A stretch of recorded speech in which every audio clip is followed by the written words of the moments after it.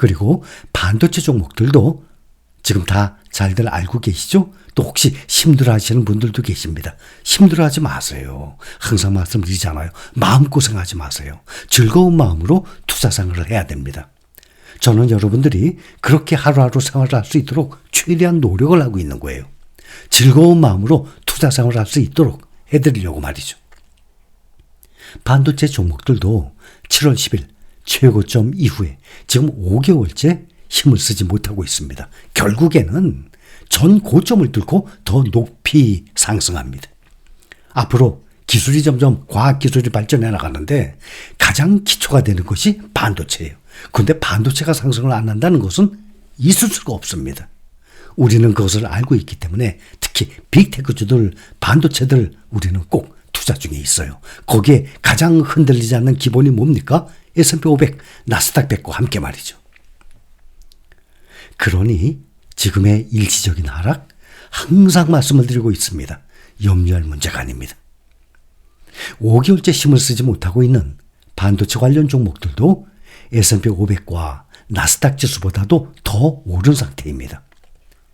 현재 우리가 투자 중인 대표 종목들은 타이거 미국 나스닥 100 종목만 제외하고 아직 상장한 지 5년 안 됐죠? 그나마 가장 오래된 게 2020년 8월에 상장한 타이거 S&P 500이에요. 내년 8월이 5년이에요. 또 말씀을 몇 번 드렸지만 21년 4월 9일 날 상장했으니까 26년 내후년 4월 9일이 돼야 5년이 되는 타이거 미국 테크탑10 또 필반나 마찬가지입니다. 그런데 이미 2배, 3배 이상 상승을 한 상태입니다. 단 1년 동안에 이 정도의 상승률은 주식 투자를 하지 않았다 그러면 그 돈을 잠자게 은행에 넣어놨어요. 몇 배입니까? 10배 수익률 차이나요. 10배 이상이 차이 나죠? 지금 1년 동안의 상승률이 미국 테크탑10 67%, 또 반도체 40몇 퍼센트, 50몇 퍼센트, 또 S&P 500 30몇 퍼센트, 나스닥도 마찬가지로. 그러니 은행에 잠자게 넣어둔 사람들, 주식 투자 안 한 사람들보다 단 1년 동안에 10배 이 수익률 차이를 보였으니 인생을 살아가면서 투자를 한 사람과 하지 않은 사람과의 재산 수준이 시간이 흐를수록 어떻게 되겠습니까? 이렇게 점점 벌어지는 거예요. 그러니 투자를 안 하면은 재산을 불릴 수가 없어요. 저축으로만 해서 내가 근로소득으로 내가 노동이라 그래서 뭐 막노동을 말씀드리는 게 아닙니다. 내가 일을 해서 근로소득으로 벌어들여서 저축을 해나가는 것은 그것은 한계가 있어요. 그리고 은행 이자는 결국에는 뭡니까? 인플레이션 따라가는 거예요. 투자를 해야 이렇게 재산이 불어나는 겁니다. 거기다가 이것이 3년, 5년, 10년, 20년, 30년 복리 수익으로 말이죠. 여러분들의 수익은 앞으로 보세요. 지금 몇 년 됐죠? 평균? 1년이 안 되신 분들도 있어요. 근래 지금 새로운 분들 많이 합류하고 계십니다. 국내 증시에서 뒤늦게 미국 증시로 넘어오면서 말이죠. 우린 뒤늦게가 아니에요. 여러분들은 뒤늦게 있지만 우리는 처음부터예요. 우리는 원래부터 미국 시장에 투자한 사람들입니다. 그렇기 때문에 저와 함께 2020년 초부터 함께 하신 분들 아직 5년이 채 안 됐지만 내년 2월이 돼야 2월 3월이 돼야 5년이 되는 거니까 거의 5년째 돼갑니다. 지금 2배 이상 수익 나는 사람들이 많이 계세요. 이게 투자한 이 성공률 아니겠습니까?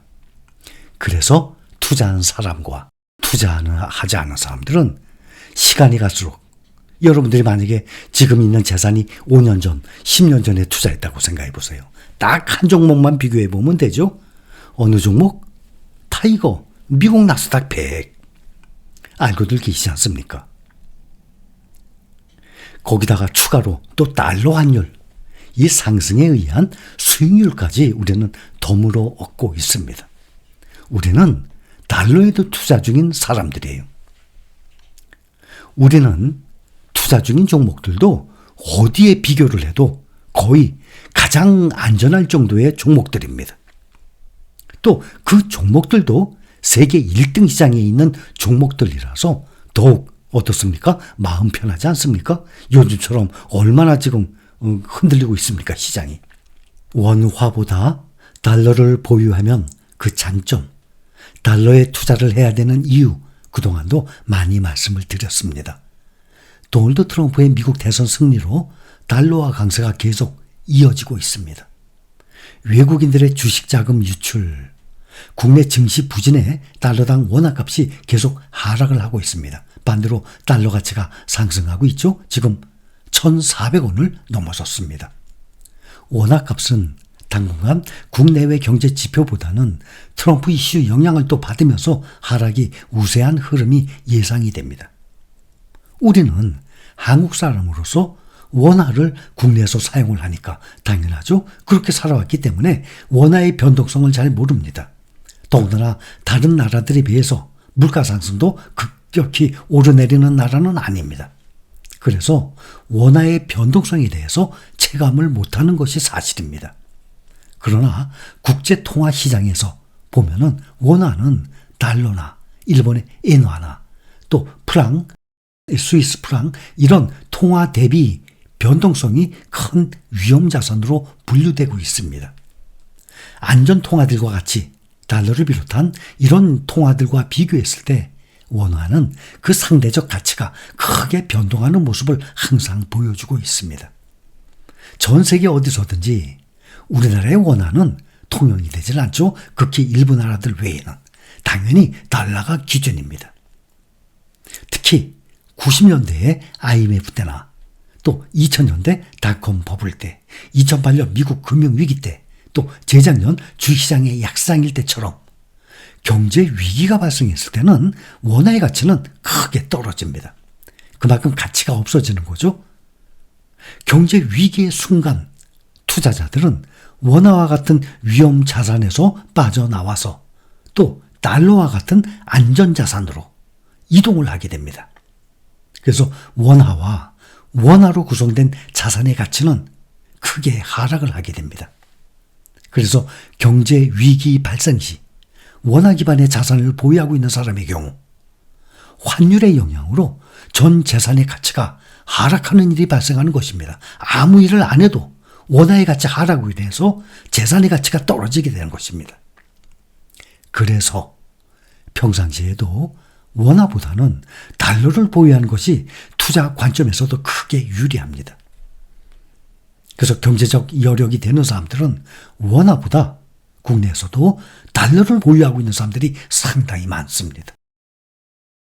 우리도 금액을 떠나서 달러를 보유하고 있는 사람들이에요.